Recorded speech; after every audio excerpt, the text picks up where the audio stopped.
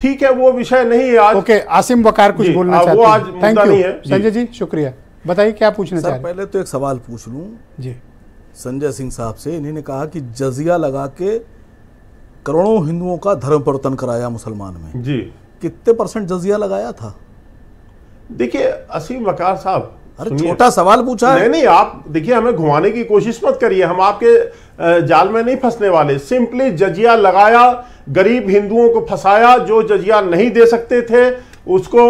देखिए, आप ये कह के आप अभी डिनाई करेंगे साहब जजिया नहीं लगा था, आप यही जस्टिफाई करना चाहते हैं। लेकिन जजिया सुन लीजिए वकार साहब, सुन लीजिए। अगले 10 सेकंड में संजय जी कंप्लीट कर लो। हाँ, सेकंड राउंड में जजिया लगाया था, ये कितने % लगाया था? सवाल ये कितने %? वकार साहब नहीं है ये। वकार साहब आप एक्सप्लेन करें। अरे वकार साहब, आप बता दीजिए, ये कह के आप इसको जस्टिफाई नहीं कर सकते। संजय जी जस्टिफाई नहीं कर सकते। Thank you. यस, आपको क्या दिलचस्पी है औरंगजेब? देखिए सर औरंगजेब ने सिखों के गुरु पर जो जुल्म किया उससे इनकार नहीं किया जा सकता। हम उसकी मतलब मजम्मत अगर उस वक्त होते तब भी करते। वो गलत तरीका था, वो गलत बात थी, वो जुल्म था। लेकिन औरंगजेब ने हिंदुस्तान पर 50 साल हुकूमत की, इस बात से इनकार नहीं किया जा सकता। अब सुनिए संजय सिंह जी, आपका इतिहास ठीक करूं। इस्लाम में जो ज़कात है वो है 2.5%, यानी 1 लाख रुपए अगर किसी मुसलमान के पास है तो वो 2,500 रुपए सरकार को देगा। कितने देगा? 2,500 रुपए।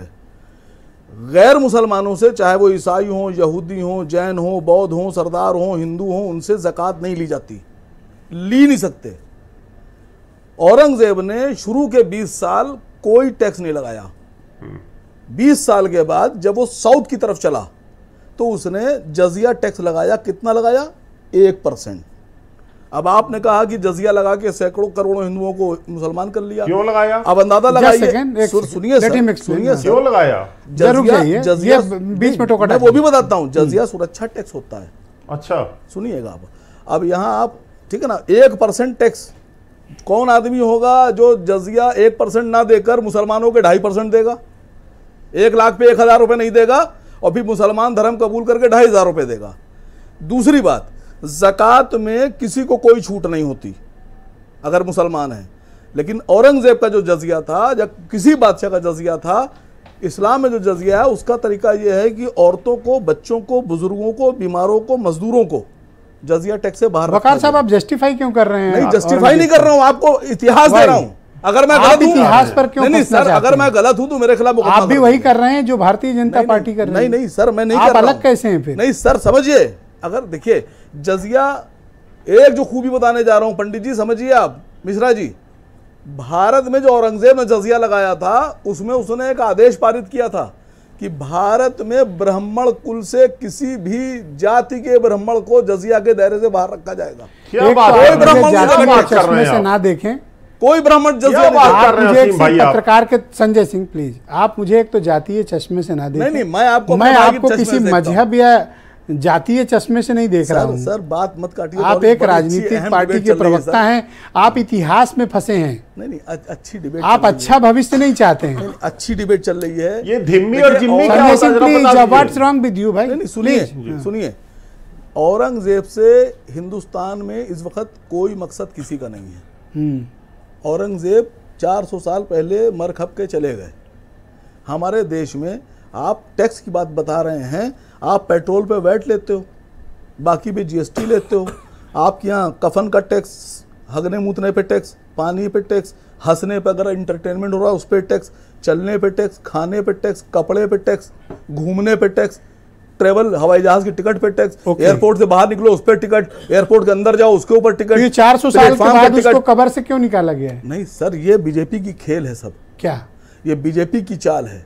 बीजेपी के पास कोई मुद्दा नहीं चुनाव लड़ने का। भारतीय जनता पार्टी नहीं चाहती है कि औरंगजेब को इतिहास के पन्नों में दफन किया जाए।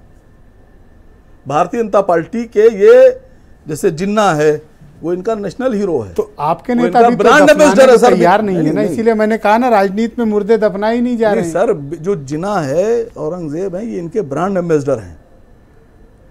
ये ब्रांड एम्बेसडर हैं भारतीय जनता पार्टी के। ये नहीं होंगे तो चुनाव नहीं जीत पाएंगे सर। ये एक बात का जवाब नहीं दे पा रहे हैं सर। अगर इतिहास पे बात करना तो इतिहास पे सच्ची बात कर लो। सियासत पे बात करना है, सच्ची सियासत पे बात कर लो, मोहब्बत पे बात करना है, मोहब्बत पे बात कर लो। आप तो किसी भविष्य की बेहतरी के लिए क्या आप लोगों के पास मुद्दा नहीं है? भविष्य की बेहतरी के लिए आप इनको शिक्षा, स्वास्थ्य, रोजगार पे पूछ सकते हैं। अगर ये जब औरंगजेब पूछे आप उस पे पूछिए। नहीं, जो आप क्यों जस्टिफाई करने लगते हो कि औरंगजेब अच्छा था, जजिया लगाता था? आप अच्छे आदमी हैं, आप पढ़े लिखे आदमी हैं, आप सुलझे हुए आदमी हैं, लेकिन भारतीय जनता पार्टी सुलझे हुए लोगों के लिए सब बातें नहीं करती है।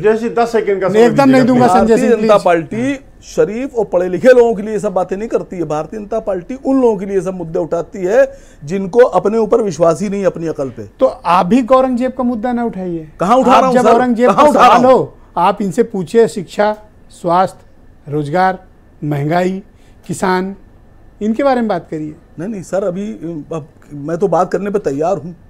मसला ये है कि जब शुरुआत आप करेंगे उसका जवाब तो देना पड़ेगा ना। मैंने जवाब दे दिया। तो इनका जवाब तो यही, आपने उनका काम कर दिया। नहीं काम किया मैंने, इनका काम मैंने ठीक से कर दिया, समझिएगा। इनके जो लोग धोखे में थे उनको मैंने बता दिया।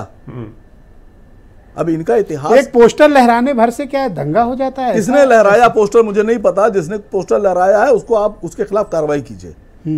कौन लोग हैं जो पोस्टर लहरा रहे हैं? या कहीं ऐसा तो नहीं है ठीक से सरकार तो इन्हीं की है, कहीं ऐसा तो नहीं है कि वो पोस्टर लहरवाए जा रहे हों। ओके, तो आप कहना चाहते हैं जानबूझ के मुद्दा?